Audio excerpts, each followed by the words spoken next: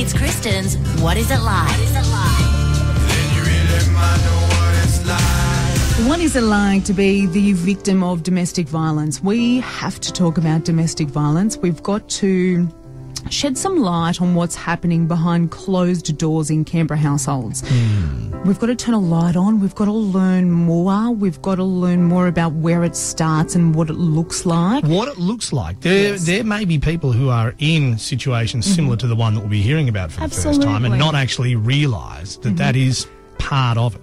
Absolutely. And we as their support network, because it could be your sister, it could be your mum, it could be your best friend, it could be your daughter, so that we as a community know what to do, know what to say, and know how to stamp it out.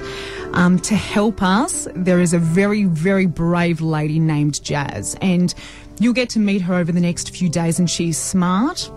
She has a fantastic job. She has a great family, but she has carried a secret for a really long time and carries very deep scars from a domestic violence relationship. For her, it started very subtly. So we moved out together and, you know, I'd only just got my licence and I didn't have my own car. So I sort of walked to and from work myself. He had a car, but wouldn't sort of help me with, you know, in the middle of winter, and Canberra winters are cold, and I'd start work pretty early. So I'd walk to and from in the rain, do the groceries if I had to, and carry it in my little backpack. And then, you know, we didn't have a washing machine or dryer, so my mum used to drive over on a Friday night and give me her car for the weekend. So I'd spend the weekend taking all of our clothes back to my mum's to do the washing. He worked and then would go out with his friends. I was not invited.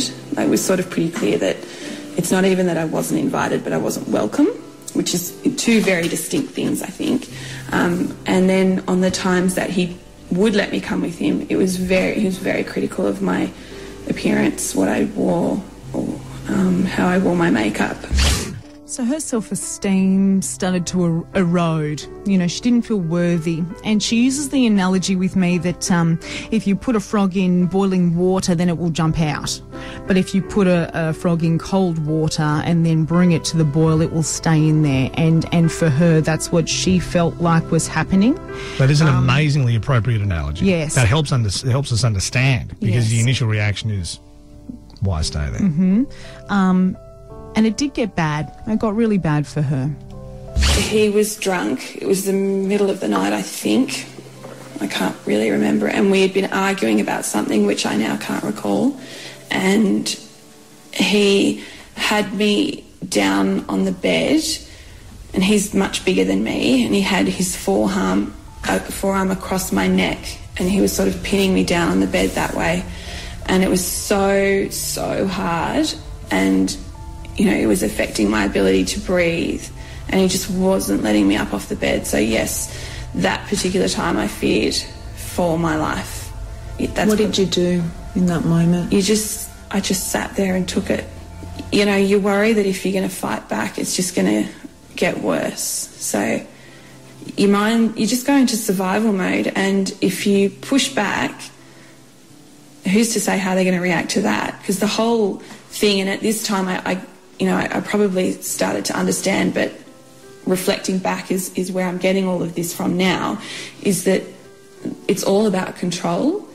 And the moment that you try to take back some control is when they escalate. Did you tell anybody about that? Not at the time. Yeah. No, not at the time.